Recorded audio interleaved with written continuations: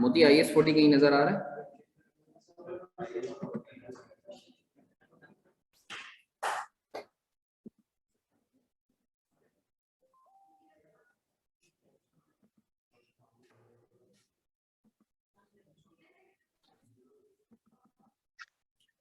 अच्छा सर, बिस्मिल्लाहिर्रहमानिर्रहीम। Let's quickly move on.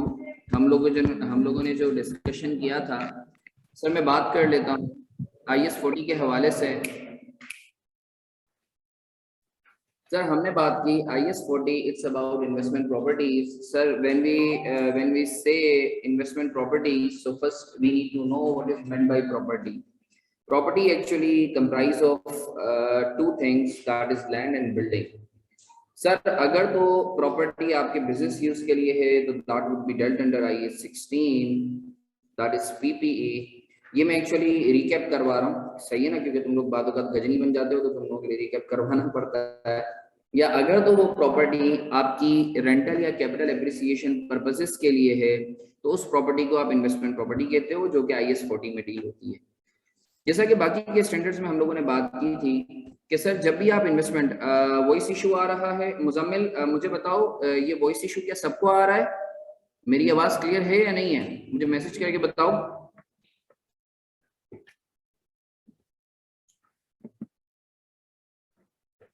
मुझे बताओ मेरी आवाज क्लियर है या नहीं है, जल्दी से बताते हो। चलो सही है, सही है, ठीक है। सर फिर हमने बात की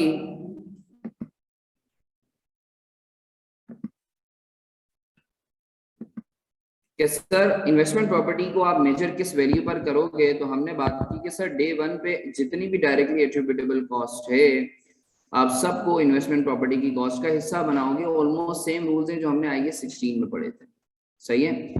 फिर हमने बात की कि सर सब्सिक्वेंटली आप इन्वेस्टमेंट प्रॉपर्टी को किस वैल्यू पर मेजर करोगे, तो हमने बात की there are two models to valuing investment property, one is fair value model, another is cost model. Sir standard कौन सा मॉडल को एनकरेज करता है IP के लिए, and we have discuss the rational as well.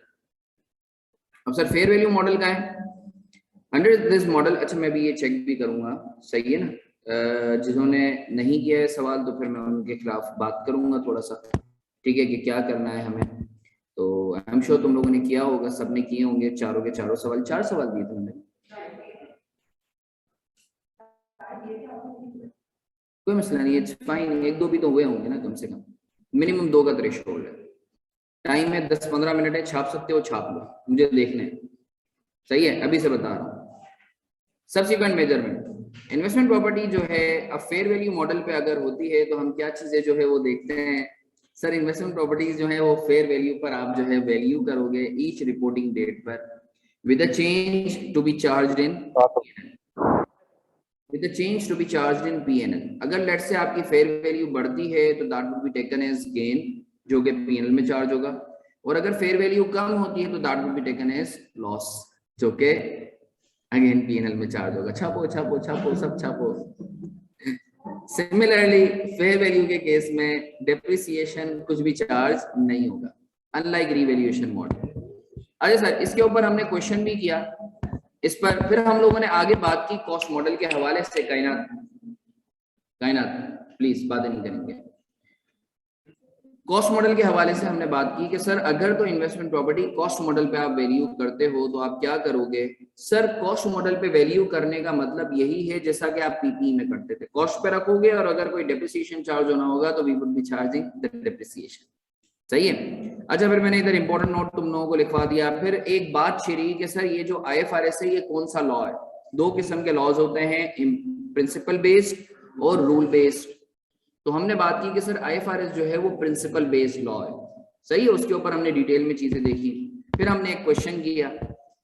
अच्छा फिर हमने बात की कि सर देखो एक ही एसेट है जैसे ही आपका इरादा या प्लान या इंटेंशन बदलता है, अभी सुन लो, भले ना छापो, कुछ नहीं करूंगा, सुन लो इधर, फिर पता चला जो करंट करना था, जो समझा रहा हूं वो भी भूल गए, नहीं कोई मसला नहीं, इधर देखो, सुन लो ये। सर एक ही एसेट होगा, एक ही एसेट होगा, अगर आपका इरादा चेंज होता है तो आपका स्टैंडर्ड चेंज होता है। एक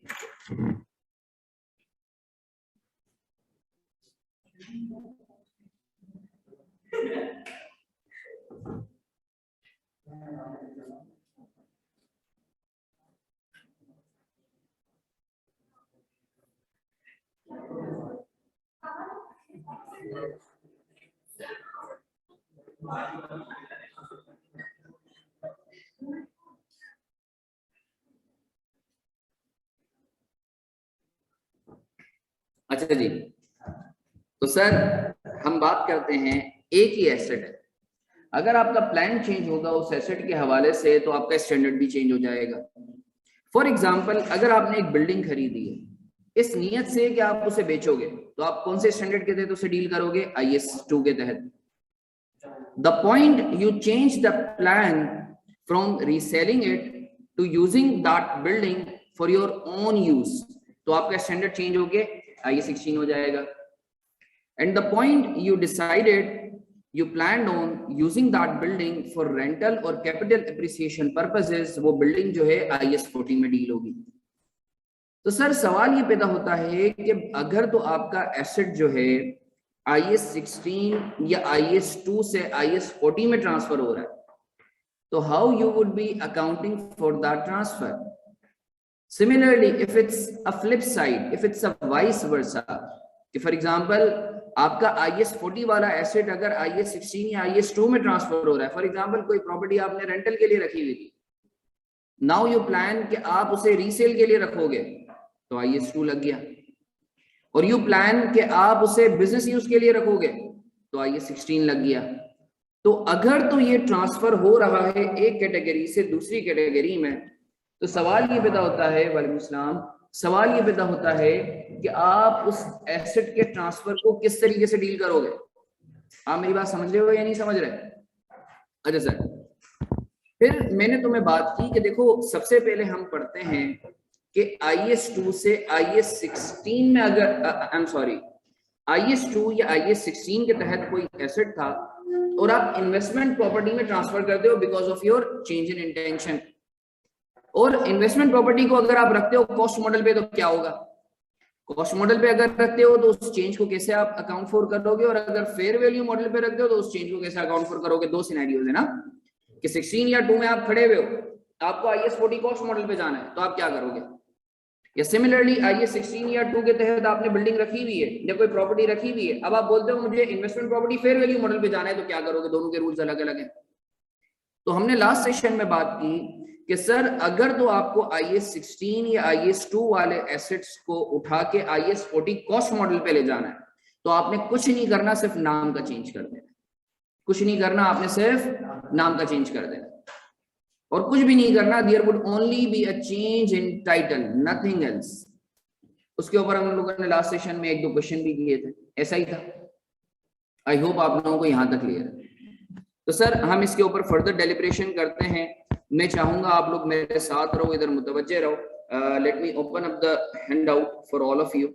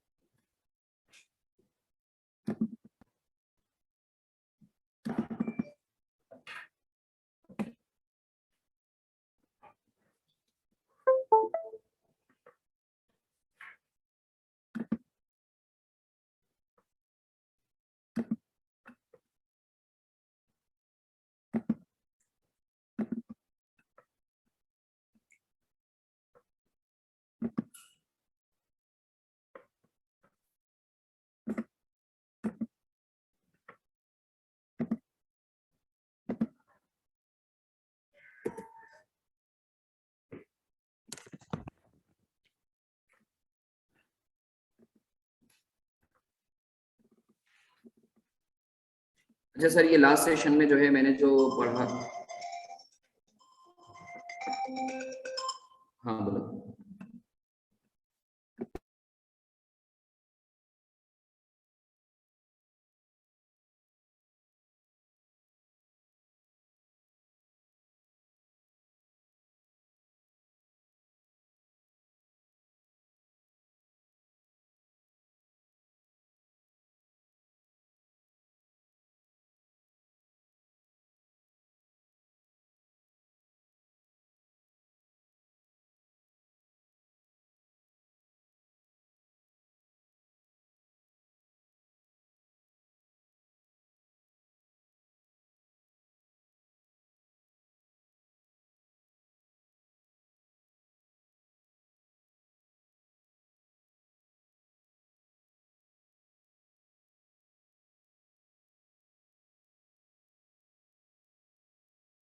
ऑनलाइन वाले बच्चों, ये क्वेश्चंस करवाने की जरूरत है या नहीं?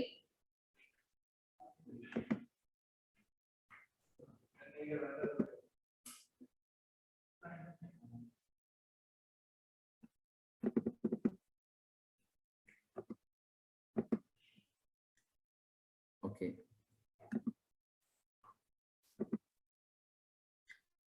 मैं काम करता हूँ, क्विकली रन थ्रू करवा देता हूँ इन क्वेश्चन को।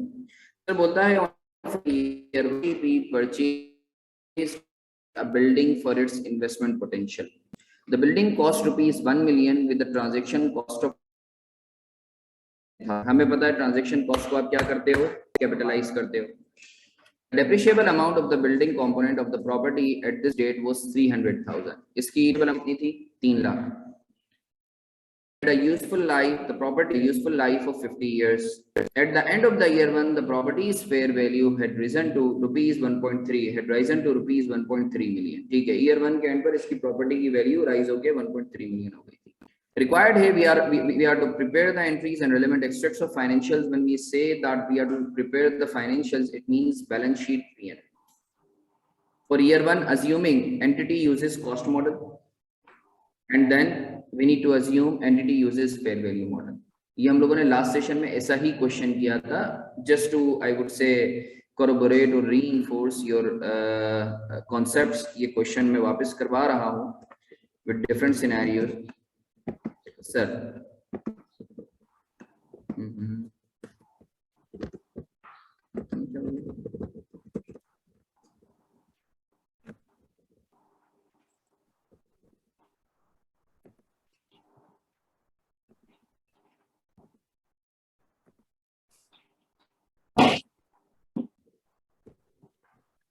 एक्सेल पे करवाऊँ या वन नोट पे करवाऊँ? व्हाट डू यू से?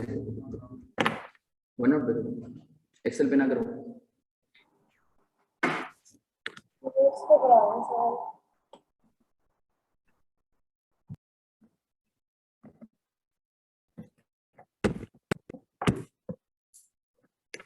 हैंडआउट वगैरह दो तो जल्दी से।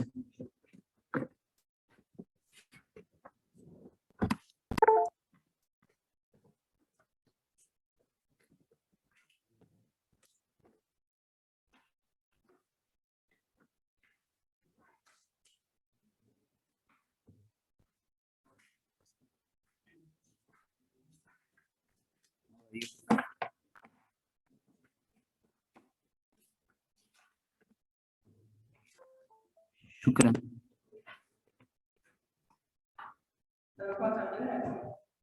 नहीं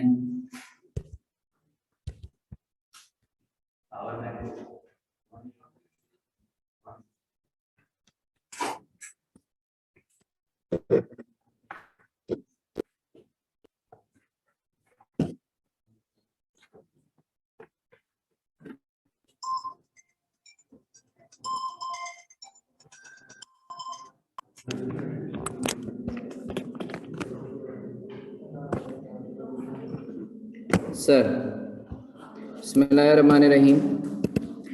I would like all of you to be attentive here. Sir इधर मुतवज्जे हो जाएं।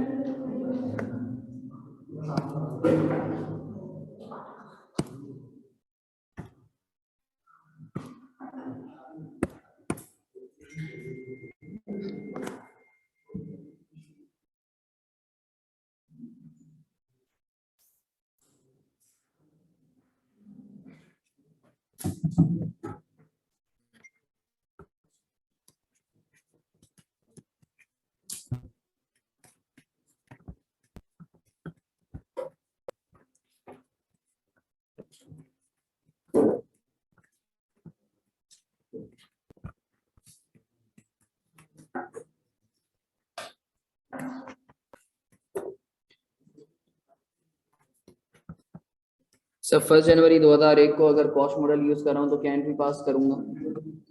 इन्वेस्टमेंट प्रॉपर्टी डेबिट और कैश क्रेडिट कितने से? बोलो ना, सॉरी कितने का था? 1 मिलियन की कॉस्ट थी, 10,000 की ट्रांजेक्शन कॉस्ट थी। 1 मिलियन प्लस 10,000, 10100000, ऐसा ही है। 10100000, मानते हो या नहीं मानते? और फिर ईयर एंड के ऊपर आप एंट्री क्या पास करोगे? सर डेप्रिसिएशन चार्ज करोगे। कल हमने बात की थी ना, डेप्रिसिएशन एक्सपेंस डेबिट में डायरेक्ट पीपी इन्वेस्टमेंट प्रॉपर्टी को क्रेडिट कर रहा हूं। If you want you can also credit accumulated depreciation. बताओ क्या करना है? एक्यूमुलेटेड डेप्रिसिएशन को क्रेडिट कर देता हूं। सर 10100000 सही है सर, डिवाइडेड बाय कितने से करूंगा? 50 कितना आ रहा है? डेप्रिशिएबल अमाउंट दी हुई है कितनी है? तो फिर 3 लाख से करेंगे ना, तो डेप्रिशिएबल अमाउंट दी हुई है तो उससे करेंगे। 3 लाख डिवाइडेड बाई 50 कितना आ रहा है? 6,000। मानते हो या नहीं मानते? कोई और चीज which we are suppose to do? No. अब इसका पीएनएल बना लेते हैं।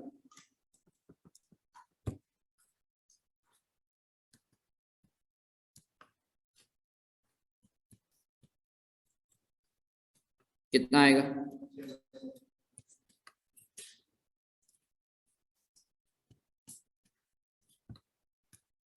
एनसीए का मतलब होता है नॉन करंट एसेट्स, सही है।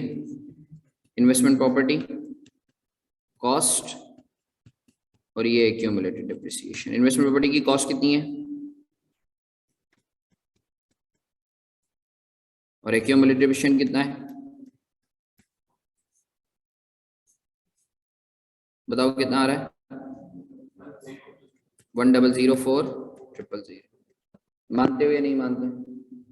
कोई दिमागी कीड़े, कोई दिमागी फतूर, किसी के दिमाग में थोड़ा सा भी कीड़ा हो, मुझसे बात करो। ऑनलाइन वाले बच्चों, एनी क्वेश्चन प्लीज मुझसे बात करो, मुझसे बात करो।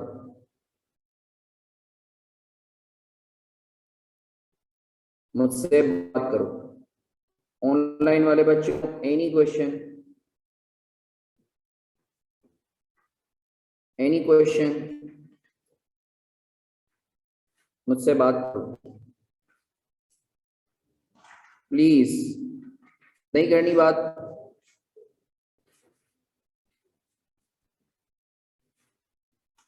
सर नहीं करनी बात? क्लियर है सर। चलो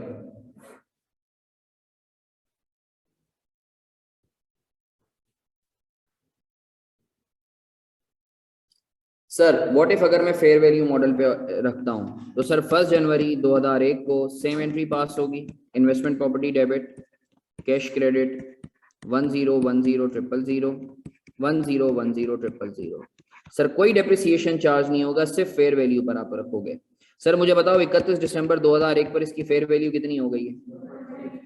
1.3 मिलियन। आप कितने पर खड़े हुए हो? ना ना ना, 1.010 मिलियन पे हम खड़े। सही है, तो इन दोनों के डिफरेंस से क्या बुक करूंगा? गेन बुक करूंगा। Investment property debit, gain credit कितने से? 2,90,000। मानते हो या नहीं मानते? डेप्रिसिएशन की एंट्री पास करेंगे या नहीं करेंगे? नहीं करेंगे। हेलो वालेकुम सलाम शिजर मेरे भाई, कैसा है? अल्हम्दुलिल्लाह अल्हम्दुलिल्लाह। नहीं नहीं, चल रही है, चल रही है। 7 बजे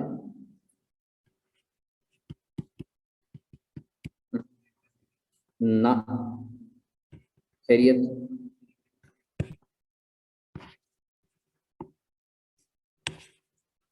तू 5 मिनट दे, 5 बात सुन 5 मिनट दे, मैं क्वेश्चन कंप्लीट करवा के तुझे कॉल कर, 5 मिनट दे। ठीक है, हाँ बच्चों, कॉपी कर लिया? अच्छा, एसओसीआई में क्या आएगा? गेन ऑन इन्वेस्टमेंट प्रॉपर्टी कितना? 2,90,000 मेरे साथ रहेंगे। और एसओएफपी में जो आप दिखाओगे नॉन करंट एसेट, वो कितना दिखाओगे? Investment property fair value 1.3 million. मानते हो या नहीं मानते? बोलो ना। कोई कीड़े, कोई फतूर? ऑनलाइन वाले बच्चों कोई सवाल, कोई कीड़े? मुझसे बात करो। ऑनलाइन वाले बच्चों कोई सवाल, मुझसे बात करो प्लीज।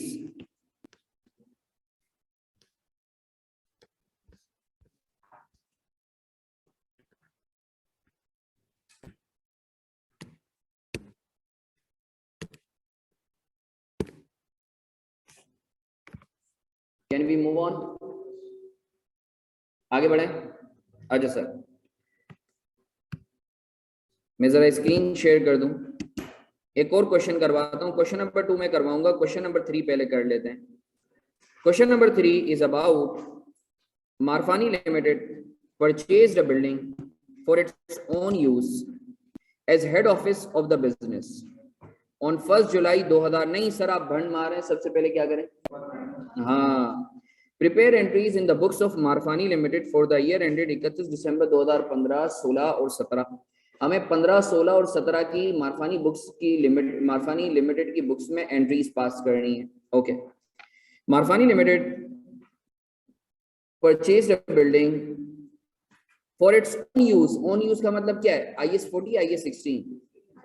माशाअल्लाह, IS 16। किसी के दिमाग में कीड़े तो नहीं आ रहे? 16 क्यों, 14 क्यों, 40 क्यों नहीं?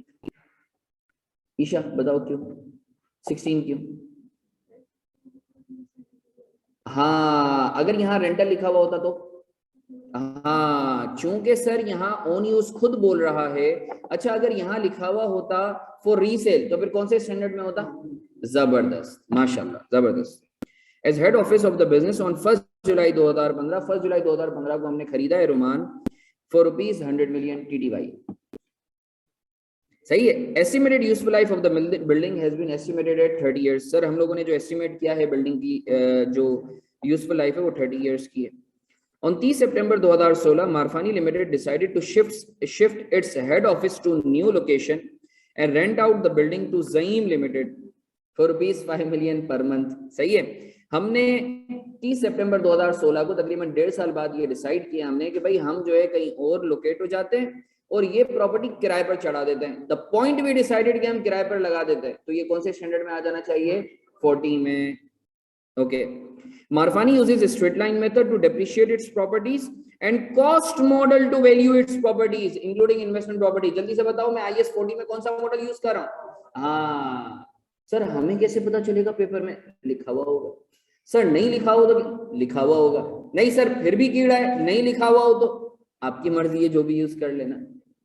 मगर एक टेक्निक है, अगर कोई फेयर वैल्यू नहीं दी हुई तो इसका मतलब क्या है? कॉस्ट मॉडल यूज करना है। तो सर इसी सोच के साथ सॉल्व करें इसको।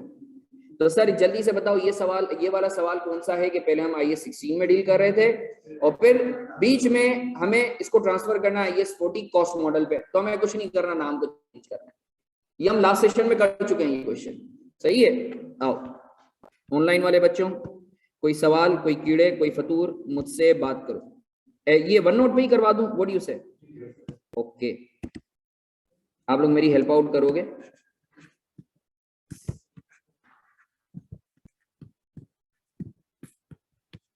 नाम क्या है?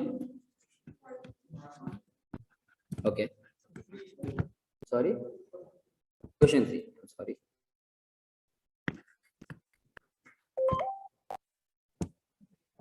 अल्लाह, 2015 है ना? 2015। सर हमने एसेट कब खरीदा है? 1 जुलाई 2015 को। कितने का? PP debit, cash credit. Sir उधार पे कर लो, अदर पेबल कर लो, I have no issues. Sir बताओ क्या भंड मार रहा हूँ इधर? हाँ माशाल्लाह, इसके मार्क्स होते हैं। तुम पूरा सवाल छोड़ दो, रुपीज इन मिलियन लिखोगे तो मैं आधा मार्क मिलेगा। हाँ पूरा लिख दो, पूरा लिख दो, मगर वो तुम्हारी एफिशिएंसी जो है ना वो थोड़ा सा कम कर देगी पूरा लिखोगे तो। पेपर में तो अपने को टाइम बचाना है, 3 घंटे का थोड़ी है। नुमान का बड़ा अच्छा सवाल कि सर अगर हम पूरा 100 मिलियन लिखें, 100 के आगे मिलियन लिखने जाओगे तो 6 जीरो लगाने पड़ेंगे। कुछ बच्चे जीरो लगाने में कमजोर होते हैं तो वो गिनने बैठ जाते हैं, तो फिर 3 की जगह 6 घंटे हो जाएंगे। तो इसलिए अल्लाह की कसम इससे ज्यादा मुझे आता है, मुझसे पूछो।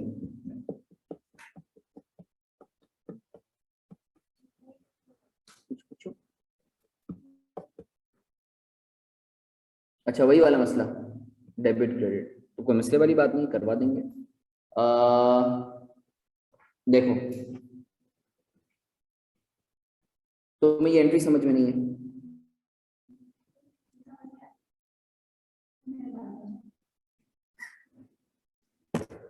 चलो सही, 1 जुलाई 2015 को पहली ये एंट्री तुम्हें समझ में आ गई 2015 वाली, सही है, कर लेते हैं, कोई मसला नहीं, परेशान नहीं हो, we shall look into that, no need to worry.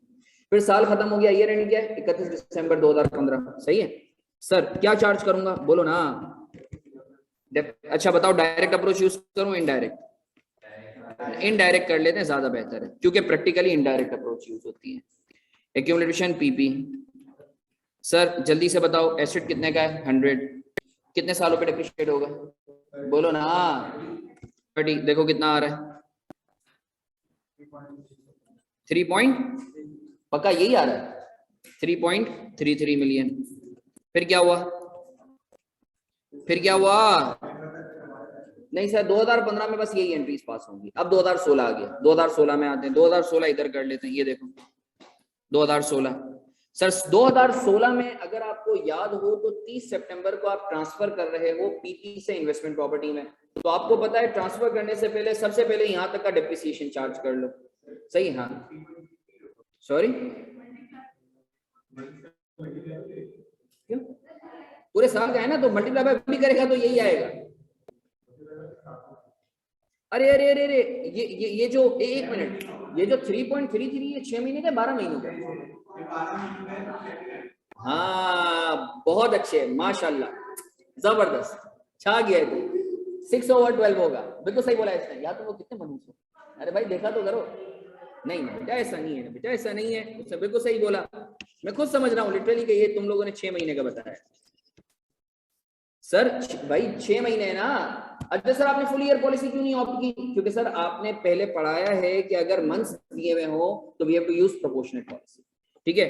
तो सर 100 - 0 डिवाइडेड बाई 30 ये यूजफुल लाइफ है, इंटू 6/12, क्योंकि 6 महीने हुए हैं जुलाई से लेकर दिसंबर तक। ऑनलाइन वाले बच्चों क्लियर है, ऑनलाइन वाले बच्चों क्लियर है, इसका आधा हो जाएगा ना 1.67 मानते हो या नहीं मानते, कोई सवाल कोई कीड़े, आगे बढ़े।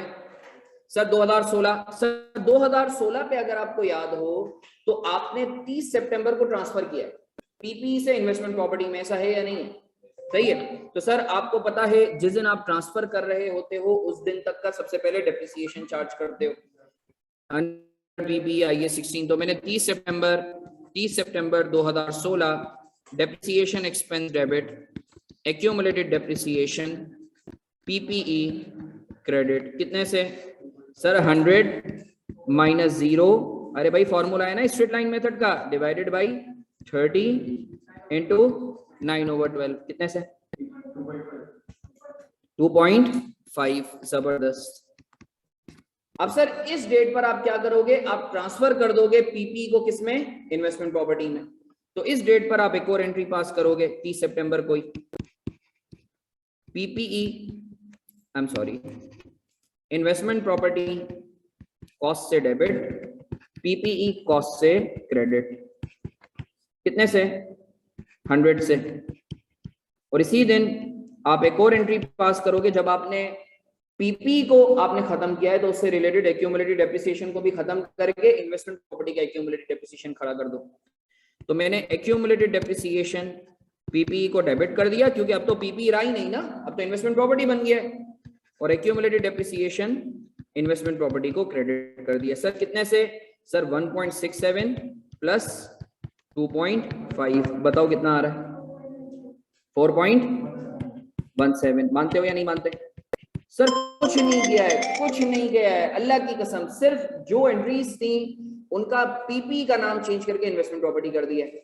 अब सर 2016 का एंड आ गया, बताओ क्या करेंगे 2016 के एंड पे, बोलो ना। हाँ सर, सबसे पहले तो हम 31 दिसंबर पे डेप्रिसिएशन चार्ज करेंगे। ये डेप्रिसिएशन किसका होगा? इन्वेस्टमेंट प्रॉपर्टी का। Accumulated depreciation investment property. Sir कैसे निकलेगा? 100 minus 0 divided by 30 into 3/12। Sir 3/12 क्यों? क्योंकि 9 महीनों का पीपी में चार्ज कर चुके हैं। बताओ कितने से आएगा? सॉरी 0.83। रियली 0.83। ओके, और क्या करेंगे अब? 2000। हाँ रेंट भी तो भाई किराए पे दिए ना, तो रेंट इनकम बुक नहीं करोगे? सर 31 दिसंबर पर एक और एंट्री पास करेंगे। मैं अज्यूम कर रहा हूँ कैश मिल गया, कैश डेबिट। सर 1 महीने का रेंट कितना था? 5/3 15। मानते हो या नहीं मानते? बोलो ना। 2017 आ गया। 2017 में कुछ नहीं है, इन्वेस्टमेंट प्रॉपर्टी है, 60 रेंट पे डेप्रिसिएशन चार्ज करेंगे और उसके ऊपर रेंट इनकम कैलकुलेट करेंगे। 31 दिसंबर depreciation expense debit, accumulated depreciation investment property credit. 300 minus 0 divided by, I am sorry 100 divided by 30 into पूरे 12 महीनों का कितना आ रहा है? 3.3। और इसी तरीके से इसी दिन रेंट इनकम भी बुक करेंगे, कैश डेबिट। ऑनलाइन वाले बच्चों क्लियर है? ऑनलाइन वाले बच्चों क्लियर है? ऑनलाइन वाले बच्चों क्लियर है? इसकी तस्वीर लेके ग्रुप पे डाल दो। ऑनलाइन वाले बच्चों कोई सवाल, कोई कीड़े, कोई पसूड़ी, मुझसे बात करो। ऑनलाइन वाले बच्चों कोई सवाल, कोई कीड़े, मुझसे बात करो। ऑनलाइन वाले बच्चों मुझसे बात करो। आप लोग को क्लियर है? चलो अच्छी बात, जल्दी जल्दी कॉपी कर लेंगे, इसकी तस्वीर लेके ग्रुप पे डाल दो।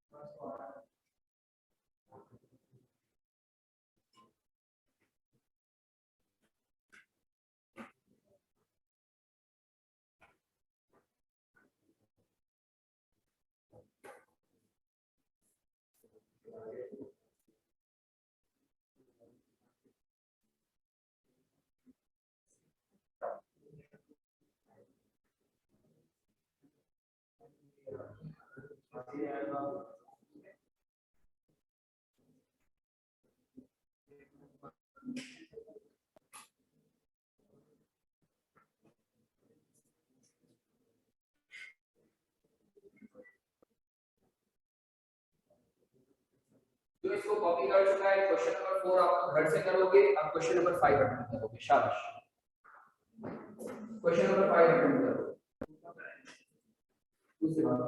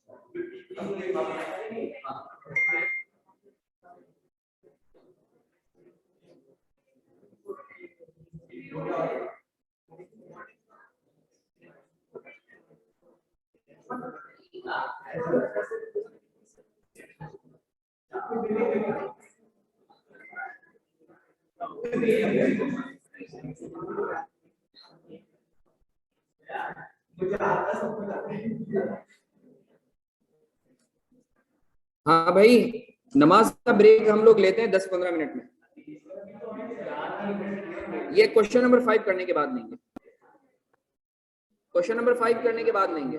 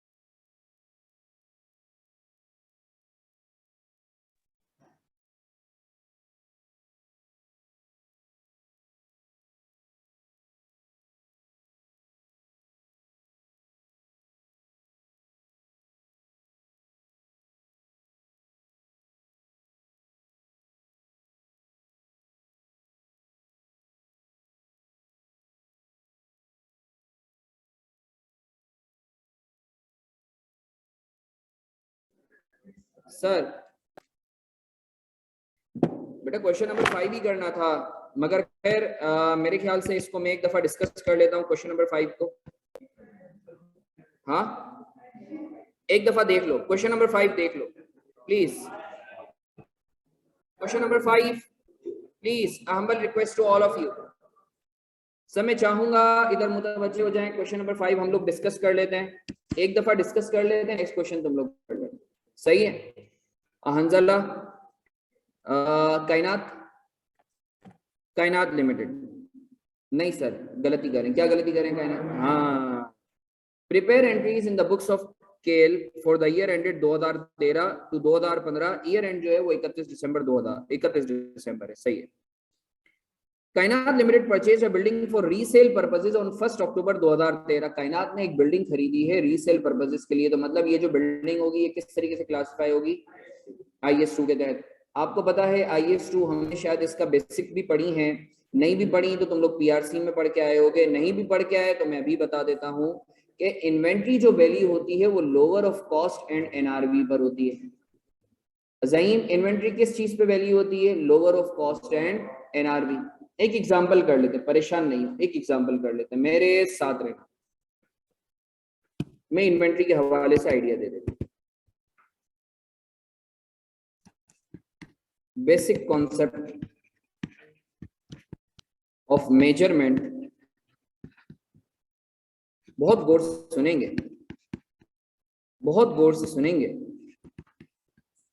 याद रखो, inventory is measured at lower of cost and net realizable value। Sir ये होती क्या है? कॉस्ट का तो मतलब तुम जानते हो कि सर जितने पे खरीदा। नेट रियलाइजेबल वैल्यू का मतलब ये है कि सर आप अगर उस चीज को बेचते हो तो आपकी जेब में कितना पैसा आएगा। This is called net realisable value. भाई मैंने ये कुर्सी खरीदी है 100 रुपए की, मुझे ऐसा लगता है ये 120 रुपए में बिकेगी, तो मेरी NRV कितनी है? 120। इसको बेच के मैं रियलाइज कितना करूंगा? 120, और कॉस्ट कितनी है? 100 रुपया। इन्वेंट्री इन दोनों के लोअर ऑफ पे बुक होती है, दोनों में से जो भी छोटा हो। सर जल्दी से बताओ, मैंने ये खरीदा, प्रोजेक्टर कहते हैं इसे, right? Projector sheet, actually projector sheet कहते हैं। पर्दा पर्दा पर्दा पर्दा, ये पर्दा मैंने खरीदा से मैंने 50,000 रुपए का खरीदा, मगर मुझे ऐसा लगता है कि ये बिकेगा 40,000 में, तो बताओ कॉस्ट कितनी है? 50,000, और NRV कितनी है? 40। तो मैं इसको कितने पे वैल्यू करूंगा? 40 पे। एक बात बताओ, नॉर्मल सिनेरियो में किसी भी चीज की जो तुम कारोबार करते हो उसकी कॉस्ट ज्यादा होती है, NRV ज्यादा होती है? ओके ओके, मैं वापस रिपीट कर रहा हूं, नॉर्मल सिनेरियो में किसी भी चीज की कॉस्ट ज्यादा होगी, NRV ज्यादा होगी। बच्चे बोलते हैं NRV ज्यादा होगी, हाथ उठाओ। और और मैं वापस, सर आपने कोई चीज बेचने के लिए खरीदी, कारोबार करने के लिए खरीदी, नॉर्मल सिनेरियो में उस चीज की कॉस्ट ज्यादा होगी या NRV?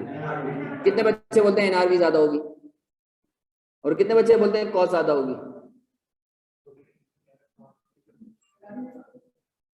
देखो मेरी एक बात सुनो, कि NRV ज्यादा होगी, कॉस्ट ज्यादा होगी?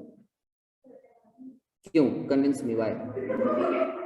नेट रियलाइजेबल, अच्छा एनआरवी होती क्या है तुम ये पूछो। ओ भाई, किसी भी चीज को बेच के नेट आपकी जेब में जितना जा रहा है ना, वो उसकी रियलाइजेबल वैल्यू होती है। भैया मार्कर तुमने खरीदा, सुन लो इधर, तुम्हें ऐसा लगता है 10 रुपए का खरीदा, इधर देखो, तुम्हें ऐसा लगता है ये 25 में बेचोगी, तो इसकी रियलाइजेबल वैल्यू कितनी है? 25, ये इसकी एनआरवी कहलाएगी। सर जो बच्चे ये कहते हैं कि नॉर्मल सिनेरियो में कॉस्ट ज्यादा होगी, तो एक काम करें, वो मुझसे कारोबार करें। तुमसे बड़ा बेवकूफ कोई है नहीं। अरे यार, तुम उस चीज का धंधा ही क्यों करोगे जिसमें कॉस्ट ज्यादा है और रियलाइजेबल वैल्यू कम है? तुम ये कहना चाह रहे हो कि ये 10 रुपए की चीज है मगर ये बिकेगी 8 में, तो भाई तू धंधा क्यों कर रहा है इस चीज का? तो मेरी बात समझ रहे हो? तो नॉर्मल सिनेरियो में NRV would always be higher than its cost. कुछ एबनॉर्मल सिनेरियो में आपकी एनआरवी कम हो जाती है, तो स्टैंडर्ड बोलता है कि आप अपनी इन्वेंट्री को lower of cost and NRV पर वैल्यू करेंगे, दोनों में से जो भी छोटा होगा। मानते हो या नहीं मानते? बोलो ना। अब सुनो, अब मेरी बात सुनेंगे, अब मेरी बात सुनेंगे। रियलाइजेबल वैल्यू समझ में आई? क्या होती है, क्या होती है? ईशा बताओ।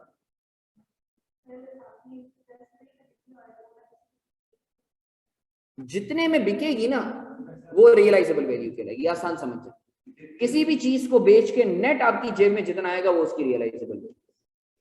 कितने पैसे आएंगे रियलाइज करने पर? So simple. इसका एक टेक्निकल सा चतुर वाला फॉर्मूला भी है, estimated selling price, estimated selling cost, estimated cost to complete sale. I am not going to dig out on that, वो बाद में पढ़ेंगे जब बड़े हो जाएंगे। सही है, तो सर आगे बढ़ते हैं। अब मेरे साथ रहो, एक इलस्ट्रेशन करवा रहा हूं, गौर से सुनना। से ये है 1 जनवरी, बहुत गौर से सुनेंगे, इससे तुम्हें समझ में आ जाएगा। ये पूरी ट्रेल तुम्हें चलवाता हूं, बहुत गौर से सुनेंगे, बहुत गौर से सुनेंगे, बहुत गौर से सुनेंगे। सर 1 जनवरी 2001 आपने एक इन्वेंट्री खरीदी है जिसकी कॉस्ट थी 100 रुपया। एनआरवी कितनी होगी बताओ? जो भी होगी ज्यादा ही होगी, 120। जल्दी से बताओ, डे 1 पे एंट्री क्या पास करी होगी? बोलो ना, अरे फटो। परचेज डेबिट कैश क्रेडिट, कितने से? 100 से। मानते हो या नहीं मानते? कोई सवाल, कोई कीड़े? 1 साल गुजरा, बिका नहीं है माल, 1 साल गुजरा, मेरे साथ रहेंगे, कॉस्ट तो 100 रुपया ही रहेगी। ऐसा ही है ना? बोलो ना, कॉस्ट 100 रुपया। एनआरवी जो है वो हो गई 105। बताओ दोनों में से छोटा कौन? 1 मिनट, यहां हमें वैल्यू कितने पे वैल्यू करूंगा? पिछले साल कितने पे की थी? 100 पे। इस साल भी कितने पे करना है? तो कोई लॉस बुक करूं? नो, कोई भी लॉस बुक नहीं करूंगा। फिर एक और साल गुजरा, 31 दिसंबर 2002, कॉस्ट कितनी हो जाएगी? कॉस्ट तो 100 ही रहेगी। एनआरवी से हो गई 90 रुपया। बताओ दोनों में से छोटा कौन? तो कितने पे करेंगे? तुम पिछले साल कितने पे खड़े थे, अभी कितने पे आना है, तो कितने से लॉस बुक करेंगे? माशाल्लाह, एनआरवी लॉस डेबिट इन्वेंट्री कितने से? बोलो ना, 10 से। मानते हो या नहीं मानते? फिर एक और साल गुजरा, फिर एक और साल गुजरा, 31 दिसंबर 2003, कॉस्ट कितनी है? 100, एनआरवी कितनी है? 70। बताओ छोटा कौन? तो कितने पे करेंगे?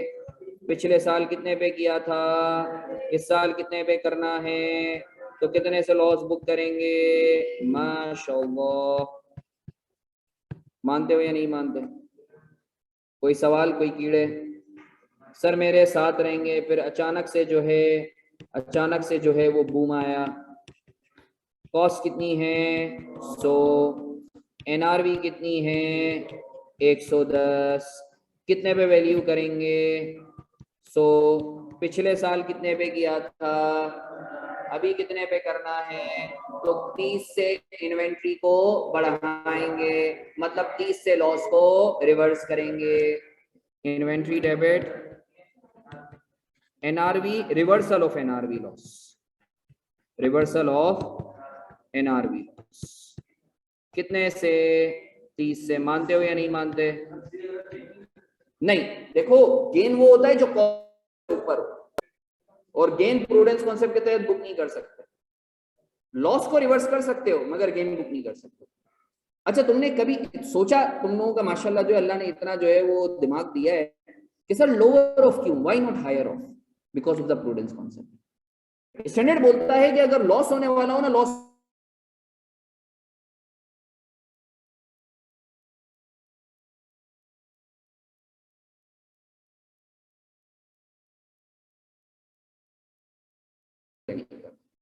प्रूडेंस कॉन्सेप्ट, लॉस होने वाला हो तो फौरन बुक करो, गेन होने वाला हो तो उस वक्त बुक ना करो जब तक के रियलाइज। मानते हो या नहीं मानते? कोई सवाल, कोई कीड़े? तो इन्वेंट्री के हवाले से ये बचपन की अकाउंटिंग जो हम पढ़ते हैं, ये बचपन में पढ़ा था, नहीं भी पढ़ा तो कोई मसले वाली बात नहीं। क्या तुम चाहते हो मैं और लंबी करूं इस कॉन्सेप्ट पे? Are we clear on this Jaheem? अब इसी सोच के साथ हम इस क्वेश्चन को करते हैं, क्या बोलते हो तुम लोग? ईशा क्लियर है? असर की नमाज के बाद करें, असर की नमाज के बाद करते हैं। भाई 10 मिनट दे रहा हूं, फटाफट नमाज पढ़ के आ जाओ। 10 मिनट दे रहा हूं, नमाज पढ़ के आ जाओ। 10 मिनट दे रहा हूं, जल्दी से नमाज पढ़ के आ जाओ। हाँ तो यही पढ़ ले। 10 मिनट दे रहा हूं, जल्दी से नमाज पढ़ के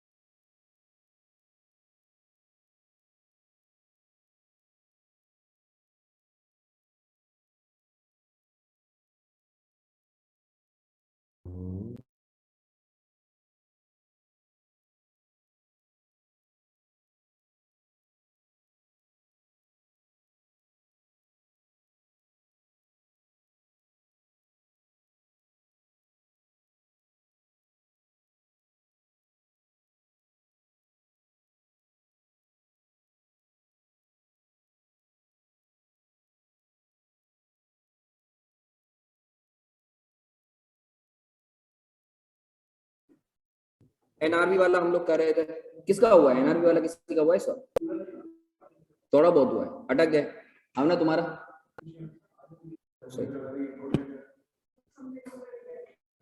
है क्या? क्वेश्चन नंबर 5, बिस्मिल्लाहिर्रहमानिर्रहीम। Kainat limited purchase building for resale purposes on 1 October 2013 for ₹600 million, ठीक है। Net realisable value of the building at each reporting date is as follows.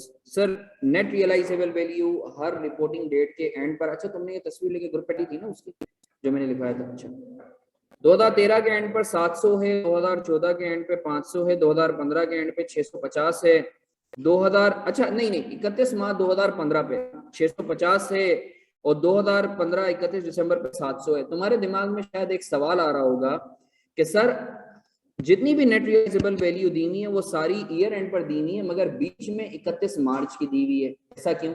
बताऊंगा। हाँ, on 31 March 2015 Kainat limited decided to hold the property for rental purposes, यानी 31 मार्च को पता चला कि उसका पर्पस चेंज हो रहा है, तो इसका मतलब है IS 2 से उठा के IS 14। Instead of resale purposes, KL rented out property immediately. कायनात limited rented out property immediately to one of the tenants, सारा लिमिटेड, सही है, for ₹15 million per month rent. हमने जो है रेंट आउट कर दी 15 मिलियन पर मंथ पे। KL Limited uses straight line method to depreciate its properties and cost model, यहाँ बताया हुआ है कि इन्वेस्टमेंट प्रॉपर्टी को किस वैल्यू पर रखते हैं? कॉस्ट मॉडल पे। To value its property including investment, estimated useful life is 40 years from the date asset is classified as PP। estimated useful life कितनी है? 40 साल। तो आओ सर इस क्वेश्चन को हम लोग जल्दी से सॉल्व करते हैं। मैं चाहूंगा आप लोग सब इधर मुतवज्जे रहें। अच्छा ये आप लोगों ने इसकी तस्वीर पक्का ले ली है ना? हाँ ले लिए ना, सही। इधर देखो, सॉल्यूशन, सॉल्यूशन कौन सा क्वेश्चन है? क्वेश्चन 5 ऑफ हैंडआउट, सही है। अच्छा मुझे जल्दी से बताओ कौन से साल से स्टार्ट हो रहा है? 13 या 12? 2013। इन्वेंट्री कब खरीदी थी हमने? 1 अक्टूबर 2013। कितने की खरीदी? इन्वेंट्री डेबिट, या कुछ लोग परचेज भी करते हैं। अच्छा बताओ इन्वेंट्री कब डेबिट होता है, परचेज कब डेबिट होता है? नहीं आइडिया?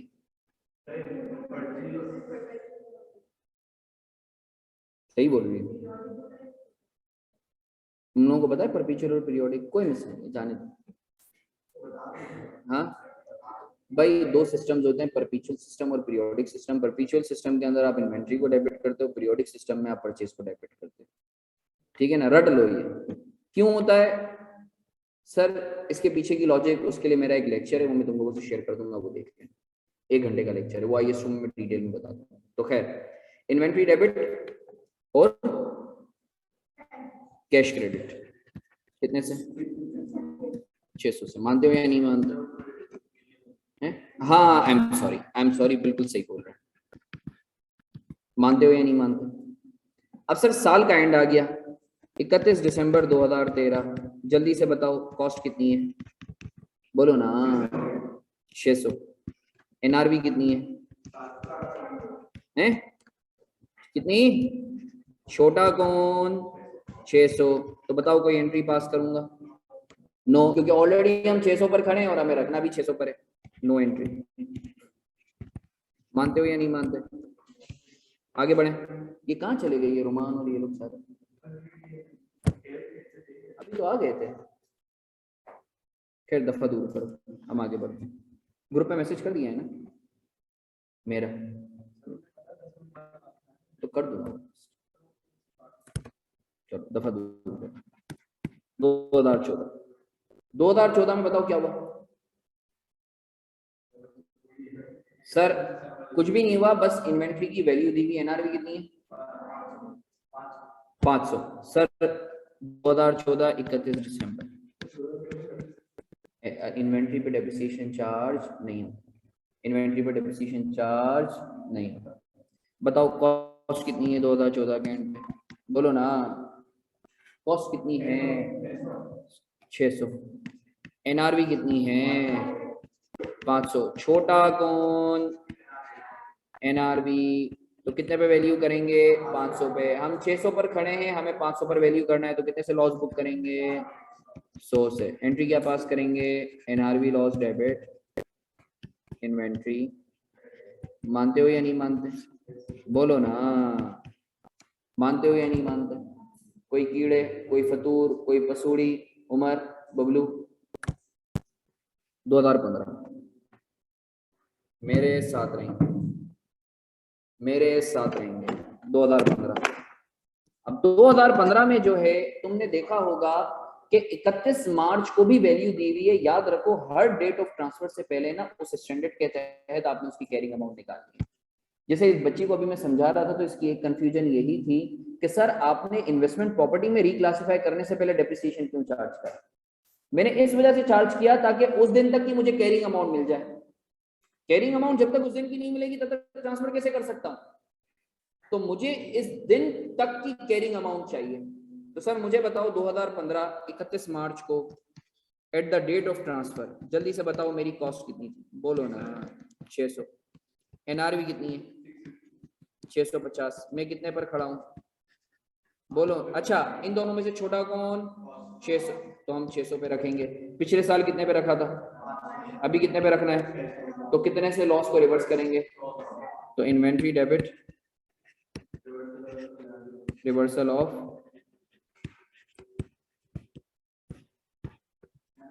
मानते हो या नहीं मानते? कितने से? 100 से। बोलो ना, अरे फटो। अब सर इस दिन मुझे पता चल गया मेरी इन्वेंट्री की कैरिंग अमाउंट कितनी है? 600। इन्वेंट्री की कैरिंग अमाउंट कितनी है? 600। अब मैं इस दिन ट्रांसफर कर दूंगा इन्वेस्टमेंट प्रॉपर्टी और इन्वेंट्री क्रेडिट। कितने से? 600 से। मानते हो या नहीं मानते? बोलो ना। अच्छा, अब क्या करूंगा बताओ? 31 दिसंबर पे फेयर वैल्यू कितनी है? रियलाइजेबल वैल्यू कितनी है? हाँ सर, 31 दिसंबर पे ये तो इग्नोर करना था, क्योंकि इन्वेस्टमेंट प्रॉपर्टी का कॉस्ट मॉडल है, और कॉस्ट मॉडल में आप क्या करते हो? सिर्फ डेप्रिसिएशन चार्ज करते हो। तो जल्दी से बताओ 31 दिसंबर 2015 को क्या करोगे? Depreciation expense debit accumulated depreciation IP credit. मानते हो या नहीं मानते? बोलो ना कायनात, जल्दी से बताओ। 600 माइनस 0, यूजफुल लाइफ कितनी है? कितने महीनों के मजे लिए? 9। अप्रैल से लेकर दिसंबर तक 9/12। बताओ कितना आ रहा है? 11.25। ऑनलाइन वाले बच्चों क्लियर है? ऑनलाइन वाले बच्चों क्लियर है? कोई सवाल, कोई कीड़े, कोई फतूर? हंजला बाबू क्लियर है? कोई कीड़े? मुझसे बात करो, मुझसे बात करो। इसकी तस्वीर लेके ग्रुप पे डाल दो। ऑनलाइन वाले बच्चों इसकी तस्वीर लेके ग्रुप पे डाल दो। ऑनलाइन वाले बच्चों इसकी तस्वीर लेके ग्रुप पे डाल दो। ऑनलाइन वाले बच्चों इसकी तस्वीर लेके ग्रुप पे डाल दो। कहाँ तक आगे बढ़े? क्या? हाँ ना, 2015 में ही तो किया है जानू। देखो ना, डेट भी तो डाली हुई है। आगे बढ़े सर, कोई सवाल, कोई कीड़े? आगे बढ़े।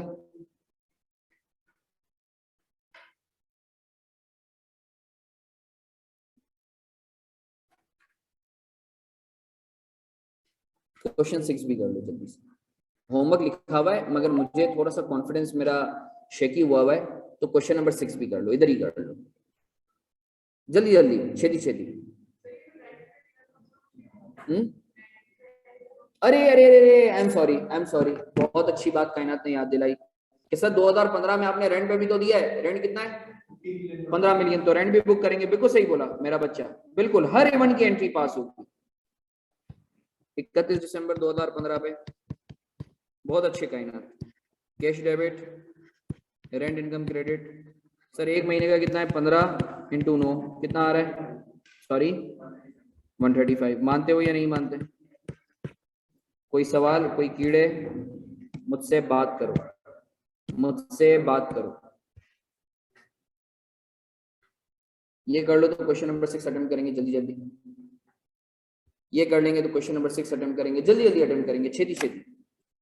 शाबाश, जल्दी जल्दी अटेम्प्ट करेंगे। क्वेश्चन नंबर 6 अटेम्प्ट करेंगे जल्दी जल्दी। क्वेश्चन नंबर 6 अटेम्प्ट करेंगे जल्दी जल्दी। Please, humble request to all of you, बोलो तो मैं करवा दूं।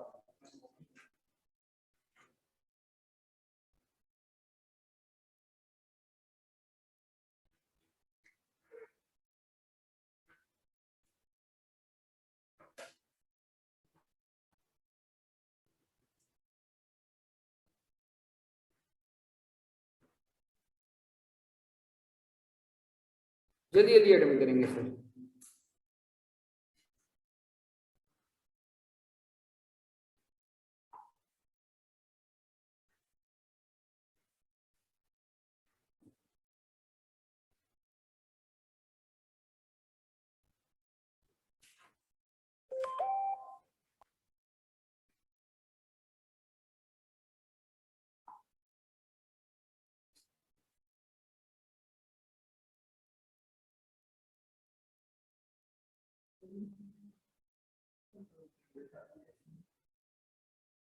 मैं करवाऊं? जल्दी जल्दी जल्दी यार, आज हमें बहुत बड़ा होना है दिमागी तौर पे, ताकि ओवर द वीकेंड इसको रैप अप करवाऊं मैं, क्योंकि सैटरडे संडे हम लोग की 4-4 घंटे की क्लास है। हाँ ना, 3 से 7, 3 से 7। हाँ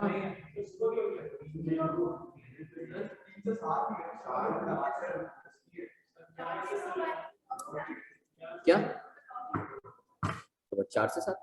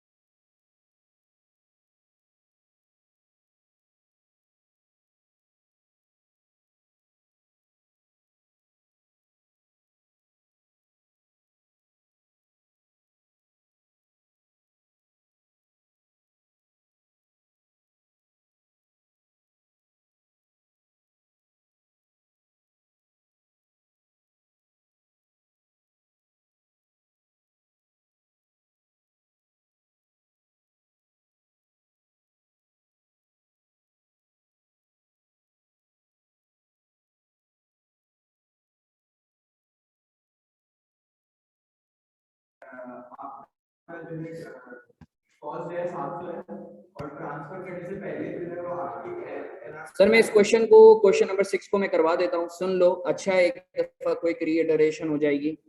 सर हमें एंट्रीज बनानी है मोती लिमिटेड के अकाउंट्स में 2010 से 2012 की, ईयर एंड है 31 दिसंबर। मोती limited purchase a building for resale. मोती लिमिटेड ने एक बिल्डिंग खरीदी है रीसेल के लिए 1 नवंबर 2010 को फॉर ₹700 मिलियन। इसका मतलब है मैंने इन्वेंट्री के तौर पे क्लासिफाई करा होगा, सही है। नेट रियलाइजेबल वैल्यू जो है हर साल के एंड पर 2010 के एंड पर 800 है, 2011 के एंड पे 500 है, 2012 31 मार्च को 650 है और 2012 के एंड पे 750 है। बोलता है 31 मार्च 2012 को ML decided to hold the property for rental purposes. 31 मार्च 2012 को उसने डिसाइड किया कि वो रेंटल पर्पसेस के लिए जो है प्रॉपर्टी को होल्ड करेगा instead of resale. ML rented out property immediately to one of the, hello मुझे ना, मैं कॉल बैक कर रहा हूँ, मुझे 5 मिनट तो कॉल बैक कर रहा हूँ। हाँ, ML rented out property immediately to one of the tenants, Arsala Limited, for ₹25 million per month rent. ML Limited uses a straight line method to depreciate its properties and cost model to value its properties, including Zaim investment properties. As Zaim estimated useful life is 30 years from resale from the date asset is classified as PP or investment properties. सही है। आओ sir इस सवाल को हम लोगों ने solve करना है, जल्दी से हम लोग लेते हैं इसको क्विकली। क्वेश्चन नंबर 7 है ना, solution to question 6 of handout. आओ सर एक एक करके हम लोग देखते हैं। सर प्लीज तला मुझे बताओ 2010 में हमने खरीदा है, 2010 1 नवंबर 2010 को, जल्दी बताओ कितने में खरीदा है? 700 में। Rupees Arshika million. तला फिर तो लग गया, क्या करूं मैं भाई? नहीं पूछना यार, नहीं चुतिया पे नहीं मारो ना, नहीं साड़ो तुम लोग यार।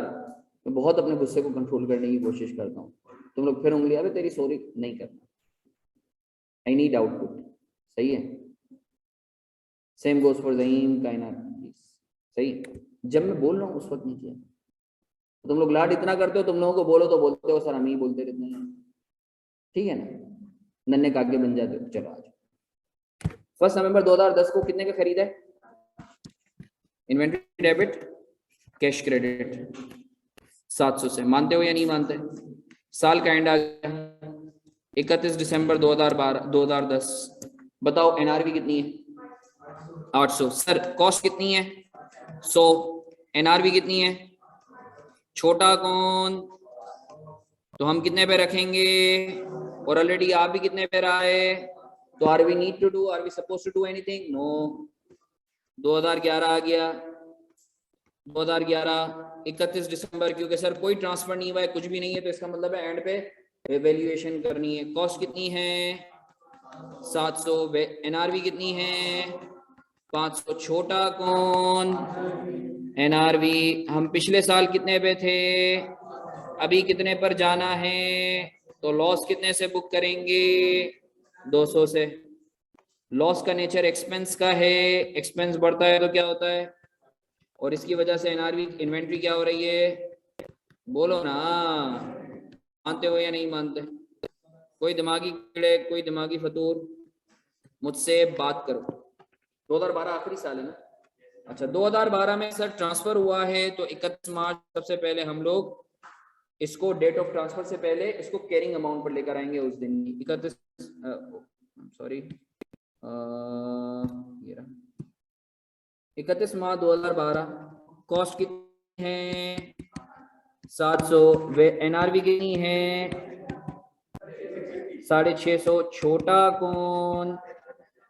650। पिछले साल कितने पे थे, अभी कितने पर हैं, तो कितने से रिवर्स करना है? Inventory debit reversal of NRV loss, कितने से? 150 से। अब इस दिन जब ये कैरिंग अमाउंट पर आ गया, तो उसको उठा के मैं कहां डाल दूंगा? इन्वेस्टमेंट प्रॉपर्टी में। वैल्यू क्या है? 650 जितने पर था। इन्वेस्टमेंट प्रॉपर्टी डेबिट 650 और इन्वेंट्री क्रेडिट 650। मानते हो या नहीं मानते? अब सर पूरा साल गुजर गया तो क्या करूंगा फिर?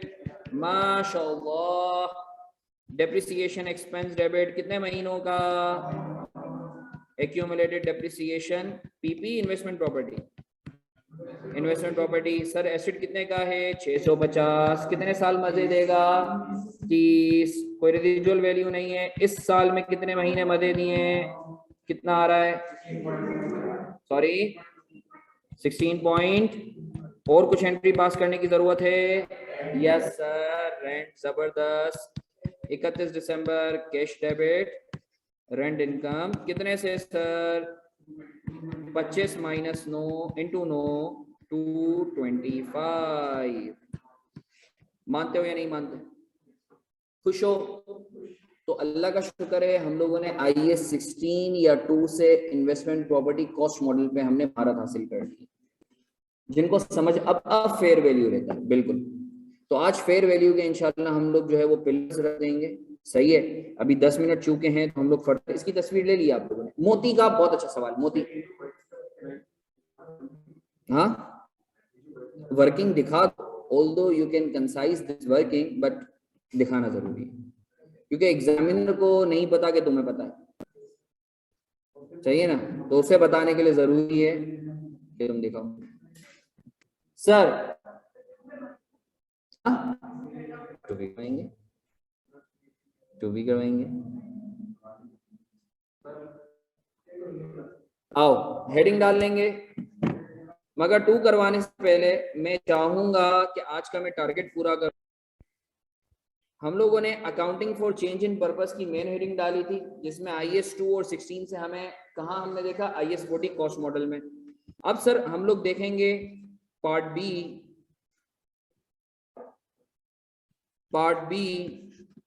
IAS 16 और 2 से हमें कहा जाना है? To IAS 40 revaluation model. I am sorry, fair value model. ये थोड़ा सा टेढ़ा है, टेढ़ा नहीं है बस इसमें स्टेप ज्यादा है। मानते हो या नहीं मानते? हेडिंग डाल लो जल्दी जल्दी जल्दी जल्दी, छेती छेती।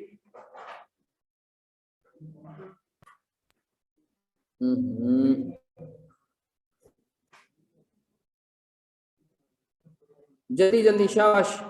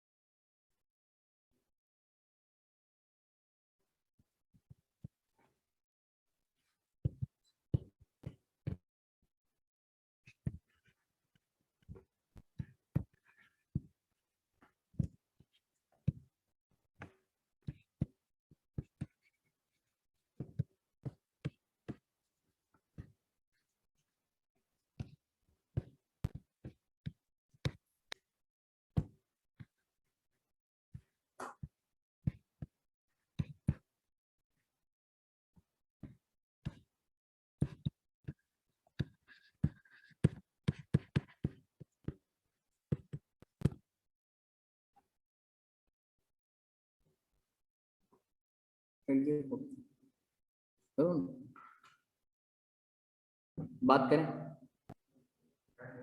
जल्दी जल्दी, ये सबसे इंपॉर्टेंट है और मुझे ऐसा लगता है इस दफा ये आएगा।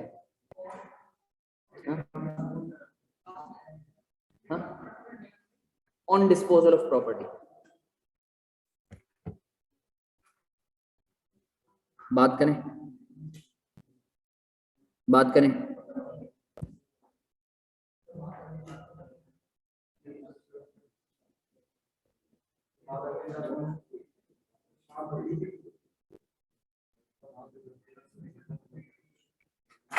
सर बिस्मिल्लाहिर्रहमानिर्रहीम। अभी तक मुतवज्जे होंगे सर, हम लोगों ने जो है देखो समझो हम लोगों ने अभी तक क्या क्या बातें की। IS 40 छोटा सा क्यूट सा स्वीट सा स्टैंडर्ड मगर इंपॉर्टेंट स्टैंडर्ड है। इसमें गिनती की हमने 4 बातें की हैं कि इन्वेस्टमेंट प्रॉपर्टी होती क्या है। फिर हमने बात की कि इन्वेस्टमेंट प्रॉपर्टी को आप या तो कॉस्ट मॉडल पे रखोगे या फेयर वैल्यू मॉडल पे रखोगे।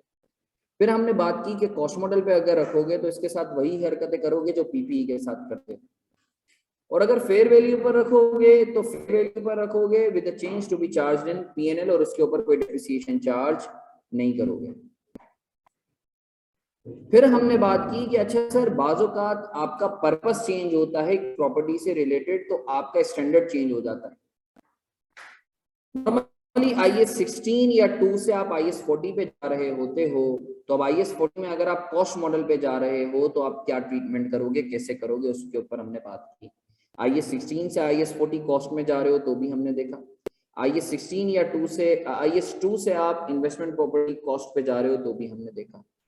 फिर हमने बात की कि अच्छा सर अब आप IS 16 या 2 से investment property fair value model पे जा रहे हो तो फिर आप क्या करोगे। तो हमने सबसे पहले बात की कि अच्छा सर अगर आप IS 16 से IS 40 फेयर वैल्यू मॉडल पे आप जा रहे हो तो उस सिनेरियो में आप क्या करोगे। तो sir till the date of transfer, बहुत गौर से सुनना, अगर ये सुन लिया और ये सबसे अहम चीज है, मेरे साथ रहेंगे। IS 16 के तहत आपकी एक बिल्डिंग थी, अब आप इसको IS 40 में ले जाना चाह रहे हो अंडर फेयर वैल्यू, तो till the date of transfer जो है आपने क्या करना है, till the date of transfer आपने IS 16 के तहत ही वो जो डेप्रिसिएशन वगैरह चार्ज करते हो वो करना है। अब at the date of transfer, transfer से पहले आपने 2 चीजें करनी।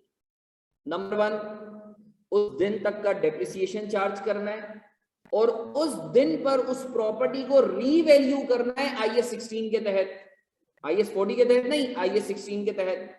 IS 16 के तहत रीवैल्यू करने का मतलब क्या है, जो भी पॉजिटिव चेंज होगा वो कहां जाएगा, OCI में, और जो भी नेगेटिव चेंज होगा वो कहां जाएगा, PNL में। और जब आप रीवैल्यू कर लो IS 16 के तहत, सर चाहे आपने IS 16 के तहत कॉस्ट मॉडल यूज किया फिर भी रीवैल्यू करना लाजमी है। फिर जो भी वैल्यू आएगी उससे आप इन्वेस्टमेंट प्रॉपर्टी को डेबिट कर देना, PPE को क्रेडिट कर देना। अच्छा सर जब आप रीवैल्यू करोगे तो आपको पता है रीवैल्यूएशन सरप्लस अराइज होगा, हो सकता है अगर पॉजिटिव है तो उस रीवैल्यूएशन सरप्लस का क्या करेंगे सर, वो जिंदगी भर रीवैल्यूएशन सरप्लस पड़ा रहेगा जब तक कि वो वाली प्रॉपर्टी बिकती नहीं है। तो सर मेरे साथ आएंगे, IS 16 वाली प्रॉपर्टी को अगर आप IS 40 फेयर वैल्यू में ले जाना चाहते हो तो आपने क्या करना है, till the date of transfer वही IS 16 के तहत डील करना है। जब ट्रांसफर की डेट आए तो आपने ट्रांसफर से पहले 2 बातें करनी है। नंबर 1, उस दिन तक का डेप्रिसिएशन चार्ज कर लो, और नंबर 2, उस दिन की फेयर वैल्यू निकाल लो अंडर IS 16। चाहे आपने IS 16 के तहत कॉस्ट मॉडल यूज किया है फिर भी आप जबरदस्ती फेयर वैल्यू निकालोगे, और जो भी फेयर वैल्यू का चेंज होगा उसको कहां डील करोगे, IS 16 में। मतलब अगर पॉजिटिव चेंज है तो रिवैल्यूएशन सरप्लस में मारोगे और नेगेटिव चेंज है तो रिवैल्यूएशन लॉस में, और फिर जो वैल्यू आएगी उससे IP को डेबिट कर देना, इन्वेस्टमेंट प्रॉपर्टी को, और PPE को क्रेडिट कर देना।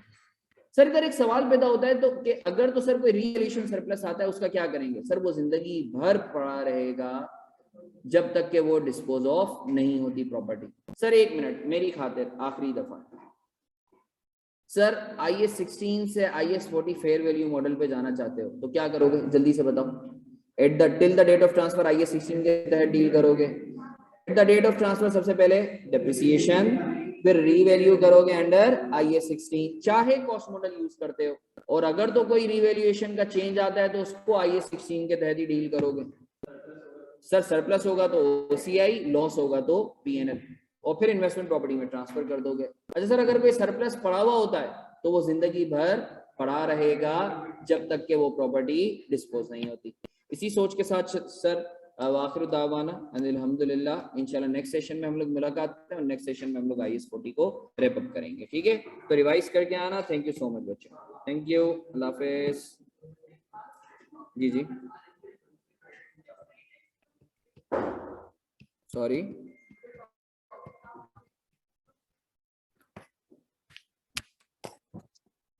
एक मिनट रुको। ऑनलाइन वाले बच्चों क्लियर है आप लोगों को? ऑनलाइन वाले बच्चों क्लियर है?